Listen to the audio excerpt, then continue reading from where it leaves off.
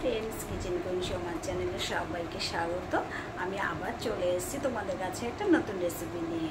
আশা করি তোমরা সবাই খুব ভালো আছো, আমিও খুব ভালো আছি। তাহলে চলো দেখে নেওয়া যাক আজকে তোমাদের জন্য কী রেসিপি নিয়েছি। আজকে তোমাদের বাটার পনির করে দেখাবো। তার জন্য নিয়ে নিয়েছি পনির। আমি 300 গ্রামের মতন নিয়েছি। তোমরা তোমাদের পরিমাণ মতন পনিরটা নিয়ে নেবে, যে যতটা করবে। আর বড় বড় পিস করে আমি একটু কাটবো। দেখো আমি কীভাবে কেটে নিই, পিস পিস করে বড় বড় করে। একদম ছোট ছোট করবে না, তাহলে ভালো লাগবে না। কারণ আর আমি এই পনিরটার মধ্যে শুধু আলু দেবো না তো, সব শুধু পনির দিয়েই করবো। আলু দিয়ে এটা ভালো লাগবে না, বাটার পনির হবে। দেখো আমার পিসগুলো করছি কীভাবে।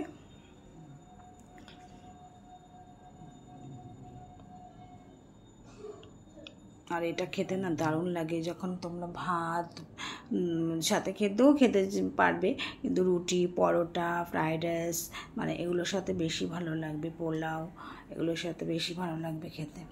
অনেক বাচ্চারা আছে পনির খেতে পছন্দ করে না, আবার অনেকে আছে পনির খেতে খুব ভালোবাসে।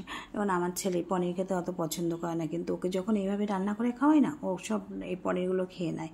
হ্যাঁ, তাই মানে আমি সবসময় চেষ্টা করি যাতে টেস্টি রান্না, কারণ ও টেস্টি রান্না খেতে খুব ভালোবাসে। তাই আমি একটু এরকমভাবেই রান্না করে খাওয়াই। মানে যেটা খাবে না সেটাকে আমি খাওয়াবো, কারণ আমি অন্যরকমভাবে করি, এত বুঝতে না পারে। মানে নর্মাল আমি যদি পনির ঝোল করে দিই না আলু দিয়ে, সবসময় তার ভালো খাবার হয় না, তো খেতে যায় না, তখন বলবে পনির খাই না। কিন্তু এভাবে যখন রান্না করে দেবে পনির খেয়ে নেবে। তোমরাও তোমাদের বাচ্চাদের মানে বাচ্চারা যদি এরকম হয় যে খেতে চায় না, তাদের তোমরা এইভাবে রান্না করে খাওয়াবে, দেখবে ওরাও পনিরটা না চেটে খাবে, একদম যে খাবে। এটা আমি বলতে পারি, দারুণ হয় পনিরটা করলে।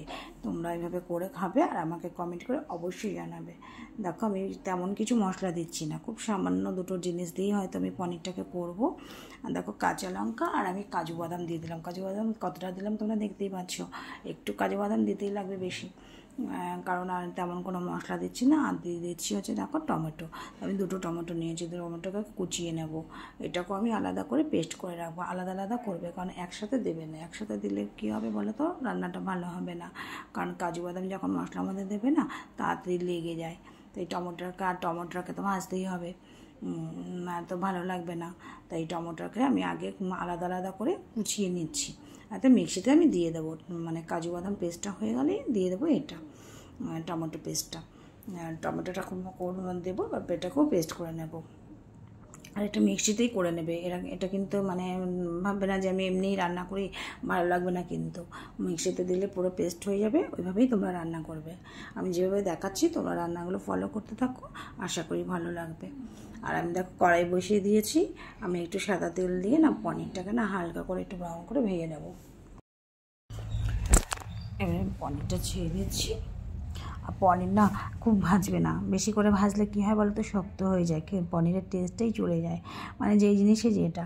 হ্যাঁ, তোমরা অনেকে আছে পনিরটাকে না পুরো লাল করে, খুব লাল করে ভাজে, কিন্তু না, হালকা ব্রাউন কালারটা আসলে বুঝবে যে ভাজা হয়ে গেছে। আর ওটা ভাঙবেও না, ওই পনিরগুলো যেমনি তেমনিই থাকবে, ভাঙবেও না, অথচ খেতেও টেস্ট হয়।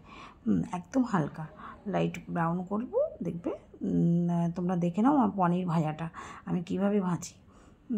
পনির কিন্তু মরমরে করে ভাজলে না, সেই পনিরের না টেস্ট আসে না, মনে হবে ছোবড়া ছোবড়া লাগবে একটা খেতে, পনিরের স্বাদটাই চলে যায়।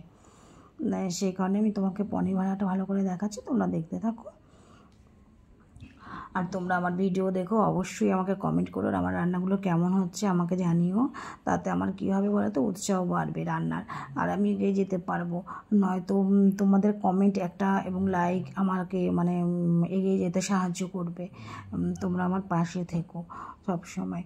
আমি কিন্তু সবসময় তোমাদের ভিডিও দেখি। হয়তো আমার শরীর ভালো না, হয়তো সবসময় সবাই কমেন্ট করতে পারছি না, কিন্তু তাই বলে এটা ভেবো না যে আমি লাইক করি না বা ভিডিও দেখি না। আমি যতটা পাচ্ছি আমি চেষ্টা করছি যে ভিডিও দেখার, কিন্তু কমেন্ট করতে আমি সবাইকে পাচ্ছি না। তার জন্য তোমরা কোনো কিছু মনে করো না। আমি চেষ্টা করছি যতটা পারার, আমার ততটা আমি করছি। কারণ আমি একটু অসুস্থই আছি, আমার শরীরটা বেশি ভালো নেই।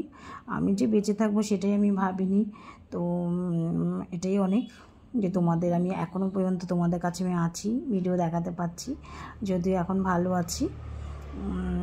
দেখো আমি বাটার দিয়ে দিলাম।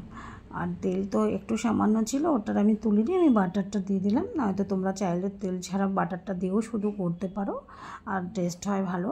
আমি আগে দিয়ে দিলাম দেখো টমেটো পেস্ট। টমেটোটা আর কাজুটা কেন আলাদা করেছি, টমেটো পেস্টটাকে না আগে ভালো করে ভেজে নেব।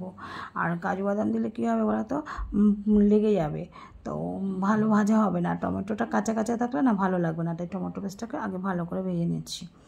তার জন্য আমি আলাদা আলাদা করে পেস্টটা তোমরাও এইভাবে করবে। খুব কম মশলা, দেখো খুব সামান্য, আর কিছু যেমন কিছু লাগছে না, তাতে অনেক সুন্দর হয় খেতে। আর দেখো এই দিয়ে দিলাম হচ্ছে যেই টমেটোর পেস্টটা ভাজা হয়ে গেলো, আমি কাজু পেস্ট, কাজু আর এখানে মধ্যে লঙ্কা দিয়ে দিয়েছি, কাজু মানে কাঁচা লঙ্কা। ঝালও খুব লাগে না এটায়, খুব ঝাল যে প্রয়োজন তাও দরকার নেই, চাইলে তোমরা দিতে পারো, কিন্তু খুব ঝালের প্রয়োজন হয় না। দেখো এবার কষাবো এটাকে ভালো করে, কষবে মানে কাঁচা ভাবটা কেটে যাবে, আর সমানে নাড়তে থাকবে। এটা একটু কী বলো তো, নিচে যেন না লেগে যায়। বাদাম দিলে না অনেক সময় তাড়াতাড়ি মানে ভাজা হয়ে যায়, তো লেগে গেলে কিন্তু পুড়ে গেলে কিন্তু ভালো লাগবে না খেতে, তাই একটু নাড়তে থাকবে যাতে পোড়াটা না লাগে, খেয়াল করে সেইভাবে নাড়তে থাকবে।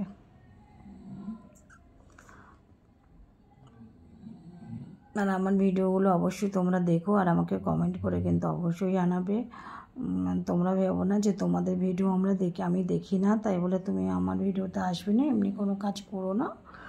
কারণ আমি সবসময় মানে চেষ্টা করি সবার ভিডিও দেখার। এবং দেখো লবণ দিয়ে দিলাম স্বাদ মতন, তোমরাও তোমাদের পরিমাণ মতন লবণটা দেবে। আর এটা খেতে দুর্দান্ত হয়, মানে বলতে নেই, মানে এতটা টেস্টি হবে যে তোমরা রান্না করে খাওয়ালে সবাই প্রশংসা করবে তোমার। যারা পনির না খায় তাদের জন্য তো বিশেষ করে এইভাবে তাদের পনির করে খাওয়াবে, তারা অবশ্যই খাবে, প্রত্যেকেই খাবে। দেখো কত সুন্দর হয়েছে না তো। এবার এটাকে দিয়ে একটু কষাচ্ছি, আর এবার আমি দিয়ে দেবো একটু হালকা একটু জল দেবো, হালকা একটু জল দেবো, খুব শুকিয়ে গেছে তো একটু হালকা জল হবে, একদম মানে ভাজা ভাজা হয়ে গেছে, তাই মাখা মাখা হবে। মাখা হলে কী হবে বলো তো, এই গ্রেভিটা দিয়ে খেতে না হেভি লাগে, আর গ্রেভিটা দেবে সবাই চেয়ে চেয়ে খাবে। তো আমি এখানে দিয়ে দিচ্ছি একটু ফ্রেশ ক্রিম। দেখো আমি কী কী দিই, আর দিলাম হচ্ছে কসুরি মেথি, এটা দিলে টেস্টটা বাড়ে, তাই আমি এটা দিয়ে দিলাম। সামান্য একটু লবণ লাগলো তাই আমি দিয়ে দিলাম।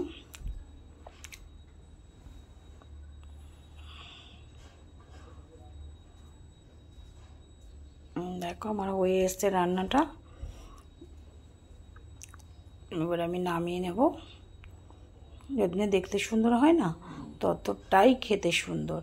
আর আমি একটু বাটার দিয়ে দিলাম উপর দিয়ে, আর দিয়ে দেবো হচ্ছে ফ্রেশ ক্রিম। এটা দিয়ে আমি ফিনিশ করলাম। দেখো কত সুন্দর হয়েছে, যেমনি দেখতে সুন্দর তেমনি খেতেও সুন্দর। আর তোমরা আমাকে অবশ্যই কমেন্ট করে জানিও। ভালো থেকো, সুস্থ থাকো। পরের ভিডিও নিয়ে তোমাদের কাছে আবার আসবো। টাটা।